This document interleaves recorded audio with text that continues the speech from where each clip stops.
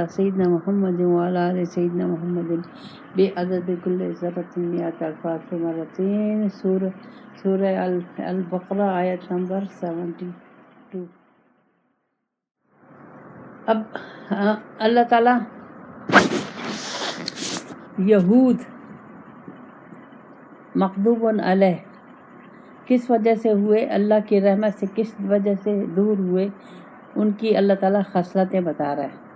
کل کے اس میں یہ تھا کہ اللہ تعالیٰ نے اب یہ جو کل کا سبق تھا یہ آج، لیکن اب جو کل کے سبق کا پیش خیمہ جو بنا وہ آج کا واقعہ ہے۔ وہ کیا ہے؟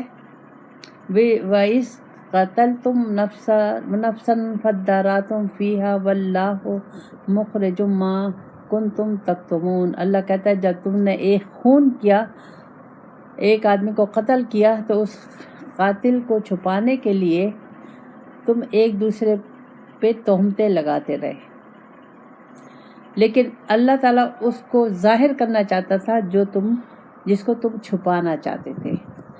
اب میں نے آپ کو بتایا نا کہ کس طریقے سے انہوں نے ایک آدمی کو قتل کیا، اس کو چھپا رہے تھے، تو اللہ تعالیٰ نے، اور پھر ان کے دلوں میں گائے کی محبت بے انتہا تھی جو انہوں نے بچھڑا بنایا تھا، یہ اسی وجہ کہ اس کو خدا کا درجہ دیتے تھے، تو اللہ تعالیٰ کو یہ چیز پسند نہیں تھی۔ اب گائے کو خدا کا درجہ ہندو بھی دیتے ہیں، تو یہ چیز اللہ تعالیٰ کو پسند نہیں تھی۔ تو اب اللہ تعالیٰ نے ان کے دلوں سے گائے کی محبت کو ہٹانے کے لیے یہ واقعہ ہوا کہ اللہ تعالیٰ اس طریقے سے، اور پھر اس زمانے میں ایک رسم تھی کہ کوئی واقعہ ہو جاتا تو اس کو سچائی کو ثابت کرنے کے لیے قسم کھائی جاتی تھی۔ اس کا طریقہ یہی تھا کہ گائے ذبح کر کے وہ جو جس پہ شک ہوتا تھا اس سے قسم اٹھوائی جاتی تھی، لیکن اب یہ لوگ وہ قسم بھی نہیں اٹھانا چاہتے تھے کیونکہ گائے ذبح کرنی پڑتی، گائے کی محبت ان کے دل میں بہت تھی۔ اللہ تعالیٰ نے کہا، اب اللہ نے چاہا کہ ان کے دل سے گائے کی محبت بھی نکالیں اور یہ جو تہمتیں لگاتے ہیں یہ بھی نکالیں۔ اس میں ایک اور حکمت ہے، وہ حکمت یہ ہے، اللہ تعالیٰ آگے آ کے بتاؤں گی میں آپ کو، لیکن اس وقت اللہ تعالیٰ کہہ رہا ہے کہ انہوں نے ایک خون کیا اور ایک قتل کیا، اب اس قاتل کو چھپانے کے لیے یہ ایک دوسرے پہ تہمتیں لگائے۔ تو اللہ تعالیٰ نے کہا، لیکن اللہ اس قتل کو ظاہر کرنا چاہتا تھا۔ کیوں؟ ایک تو ان کے دلوں سے وہ گائے کی جو محبت تھی وہ ختم کروانا چاہتا تھا، اور دوسری ان میں ایک رسم تھی، طریقہ تھا کہ جب کوئی ایسا واقعہ ہو جاتا تو یہ قسم اٹھاتے تھے۔ وہ قسم بھی ان لوگوں نے وہ طریقہ چھوڑ دیا تھا، تو اللہ تعالیٰ نے کہا کہ نہیں، یہ ہونا چاہیے تاکہ بات کو پتہ چلے۔ تو اب اللہ نے کہا کہ تم نے خون کیا ہے اور تم ایک دوسرے پر الزام لگا رہے ہو، لیکن میں یہ ظاہر کرنا چاہتا ہوں۔ اب اللہ تعالیٰ نے ان کو گائے کو ذبح کرنے کا حکم دیا۔ اب جب حکم دیا گائے کو ذبح کرنے کا، تو یہ کرنا نہیں چاہتے تھے گائے کو ذبح، تو انہوں نے ہیلے بہانے کرنے شروع کر دیے، فوراً انہوں نے حکم نہیں مانا اور انہوں طرح طرح کے سوالات شروع کر دیے۔ تو جتنے سوالات کرتے گئے اتنی اللہ تعالیٰ ان کے لیے مشکل ہوتا چلا گیا۔ تو کل کے سبق میں وہ سب گزر گیا۔ اب پھر اللہ تعالیٰ فرماتا ہے دوسری آیت میں، اب یہ اہم آیت ہے، اس میں اللہ کہتا ہے فَقُلْ نَضْرِبُوهُ بِبَعْضِهَا۔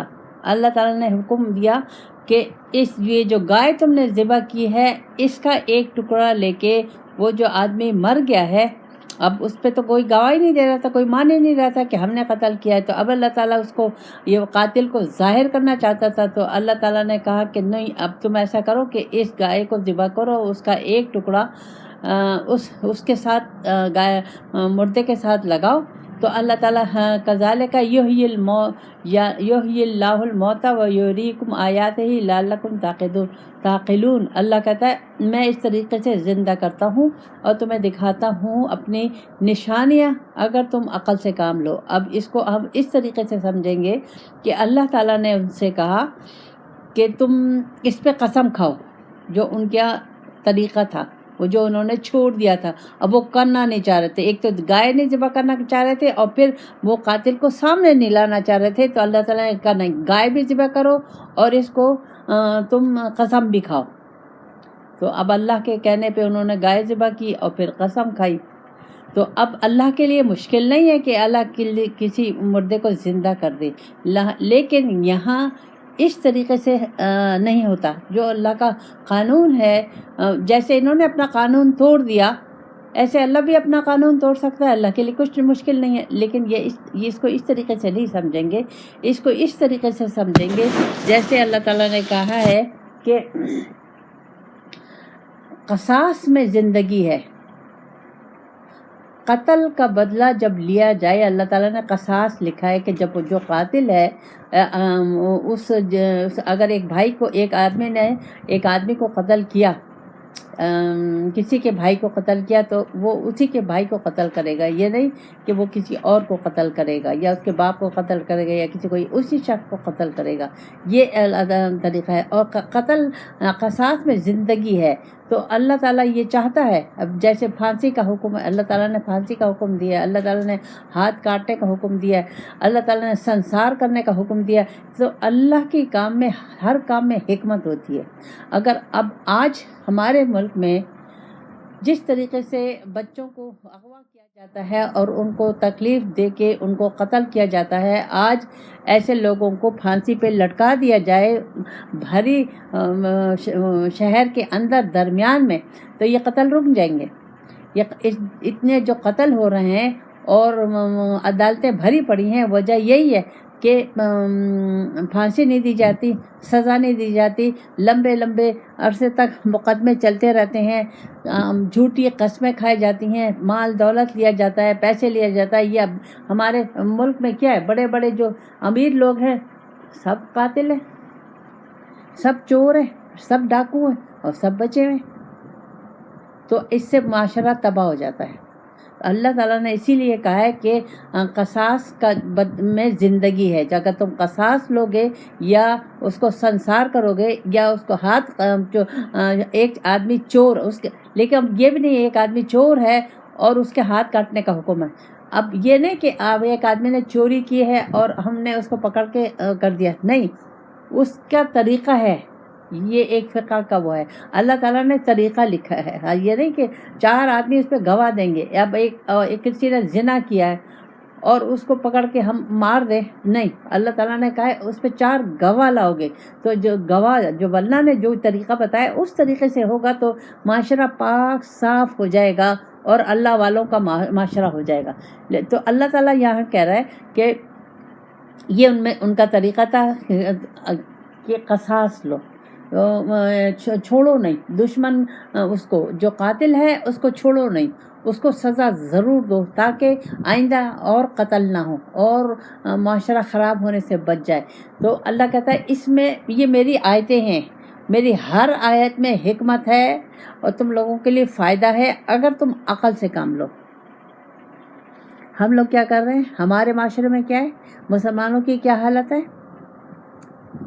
دیکھ لیں، آپ لوگوں کے سامنے ہے. تو اب جھوٹ، یہاں یہ لوگ جھوٹ بول رہے ہیں اور چھپا رہے تھے. اللہ تعالیٰ نے کہا نہیں، اس کو تو میں ظاہر کروں گا اور اس کا یہ طریقہ ہے. تو پھر اللہ تعالیٰ فرماتا ہے آگے، اللہ تعالیٰ ثم قست قلوبکم. اب اللہ تعالیٰ یہاں مجھے بتا رہا ہے کہ تمہارے دل جو ہیں وہ سخت ہو گئے. کیوں ہو گئے؟ من بعد ذلک، اور اتنے سخت ہو گئے کہ اس واقعے کے بعد. کس واقعے کے بعد؟ یہ جو واقعہ ہوا اس کے واقعے کے بعد کیا کہ جب ہم اللہ کا حکم چھوڑ دیتے ہیں، اللہ کا کہنا ماننا چھوڑ دیتے ہیں، تو برائیاں پھیلتی ہیں، زنا پھیلتا ہے، قتل و غارت ہوتی ہے، اور پھر عدالتوں میں گواہیوں پہ گواہیاں رل جاتے ہیں. تو اللہ کہہ رہا ہے کہ جب تمہارے دل میں اللہ کا خوف نہیں ہوگا، اللہ کا کہنا نہیں مانو گے، قرآن کے مطابق زندگی نہیں گزارو گے اور مسلسل اللہ کی نافرمانی کرتے چلے جاؤ گے، تو تمہارے دل سخت ہو جائیں گے. ایک کتنے سخت ہو جائیں گے. ایک انسان ہے، پھر اس کے بعد حیوان ہے، حیوان کے بعد پتھر ہے. تو اب حیوان سے بھی نیچے ہو گیا انسان، اور پتھروں سے بھی نیچے ہو گیا. کیوں؟ یہاں اللہ تعالیٰ مثال پیش کر رہا ہے کہ تمہارے دل اتنے سخت ہو گئے ہیں، بلکہ تمہارے دل پتھروں سے بھی سخت ہو گئے ہیں. پتھر تو من بعد ذالک کل حجارت او اشد، پتھروں سے بھی زیادہ سخت ہو گئے. وَإِنَّ مِنْ حِجَارَةٍ لَمَّا يَتَفَجَّرُ مِنْهُ الْأَنْهَارُ، لیکن پتھروں میں تو یہ خوبی ہے کہ بعض سے چشمے پھوٹتے ہیں. وَإِنَّ مِنْهَا لَمَّا يَخْرُجُ مِنْهُ الْمَاءُ، بعض ایسے ہیں جس سے چشمے پھوٹتے ہیں، نہریں نکلتی ہیں، چشمے پھوٹتے ہیں. اور وَإِنَّ مِنْهَا لَمَّا يَهْبِطُ مِنْ خَشْيَتِهِ، اور بار اللہ کی خوف سے پہاڑ ٹوٹ کے نیچے گر جاتے ہیں، جیسے زلزلہ وغیرہ سب کچھ آئے. وَمَا اللَّهُ بِغَافِلٍ عَمَّا تَعْمَلُونَ، اللہ تعالیٰ کہہ رہا ہے میں تمہارے عمل کو دیکھ رہا ہوں جو تم کرتے ہو. اب یہ آیتیں اوپر کی آیتوں سے جڑی ہوئی تھیں، تو اسی لیے میں نے کہا پہلے یہ 2 آیتیں پڑھ لو، پھر آپ لوگوں سے میں نے کل کہا تھا کہ میں آپ لوگوں سے پوچھوں گی، کیونکہ آخر میں اللہ تعالیٰ نے مجھے مثال دے دی پتھروں کی، بلکہ پتھروں سے بھی بدتر.